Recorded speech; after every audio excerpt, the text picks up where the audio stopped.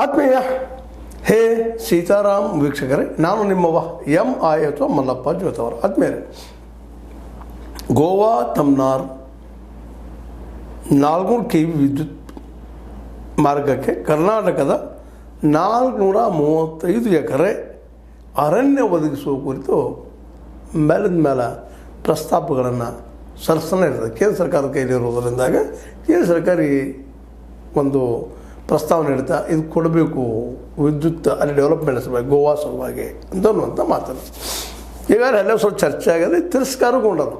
ಯಾಕಂದ್ರೆ ಈ 435 ಎಕರೆ ಜಮೀನೇನದ, ಈ ಕಾಡೇನದ, ಈ ಕಾಡು ಅತ್ಯಂತ ಸೂಕ್ಷ್ಮ, ಹುಲಿಗಳ ನಾಡನದು, ಹುಲಿ ಇನ್ನುಳಿದ ಪ್ರಾಣಿಗಳ ನಾಡದು, ಅದ್ರ ಜೊತೆಗೆ ಅನೇಕ ವೈವಿಧ್ಯಮಯವಾದ ಜೀವಿಗಳ ಬದುಕುವಂಥ ನಾಡದು. ಆ ಭಾಗನ 435 ಎಕರೆ ಜಮೀನನ್ನು ಕೊಟ್ಟು ಅಲ್ಲಿಯ 72,000ಕ್ಕೂ ಹೆಚ್ಚು ಗಿಡಗಳನ್ನು ಕಡದ ಈ ಒಂದು ಮಾರ್ಗ ಮೂಲಕ ವಿದ್ಯುತ್ ಒಯ್ಯೋದು ಎಷ್ಟರ ಮಟ್ಟಿಗೆ ಸರಿ ಅನ್ನೋದು ಒಂದು ದೊಡ್ಡ ಪ್ರಶ್ನೆ ಇದೆ.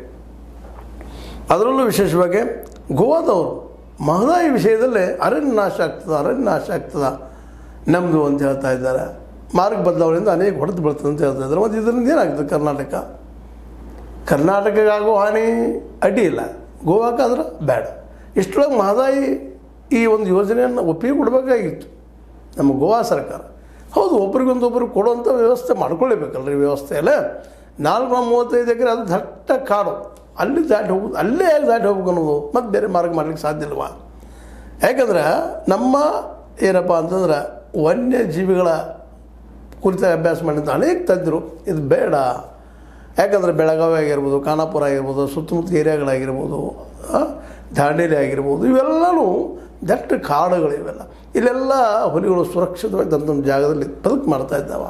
ಇನ್ನುಳಿದು ಪ್ರದೇಶ, ಕಾಳಿ ಪ್ರದೇಶ ಆಗಿರ್ಬೋದು, ಇನ್ನುಳಿದ ಪ್ರದೇಶಗಳಾಗಿರ್ಬೋದು, ಈ 435 ಎಕರೆಯಲ್ಲಿ ಬರುವಂಥದ್ದು.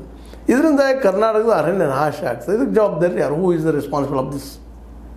ಅದಕ್ಕೆ ಬೇರೆ ದಾರಿ ಹುಡುಕೊಂಡು ಮಾಡಿರಿ ಅಂತೇಳಿ ಈಗ ರಿಜೆಕ್ಟ್ ಮಾಡಿದ್ದನ್ನು ಮತ್ತೆ ಕೇಂದ್ರ ಸರ್ಕಾರ ಮತ್ತೆ ಒಳ್ಳೆ ಪತ್ರ ಬರೋದು, ಮತ್ತು ಅದನ್ನು ನಮ್ಮಲ್ಲಿ ಅಧಿಕಾರಿಗಳು ಪ್ರಸ್ತಾಪನೆ ಮಾಡಿದರೆ ಹೇಗೆ ಅಂತ ಮತ್ತೆ ಹೇಳ್ತಾ ಇದ್ದಾರೆ. ಅರಣ್ಯ ಅಧಿಕಾರಿಗಳು ಪಾಪ ಅವ್ರು ಏನು ಮಾಡ್ಲಿಕ್ಕೆ ಸಾಧ್ಯ? ಅರಣ್ಯ ಅಧಿಕಾರಿಗಳು ಹೇಳೋರು ಅಷ್ಟೇ.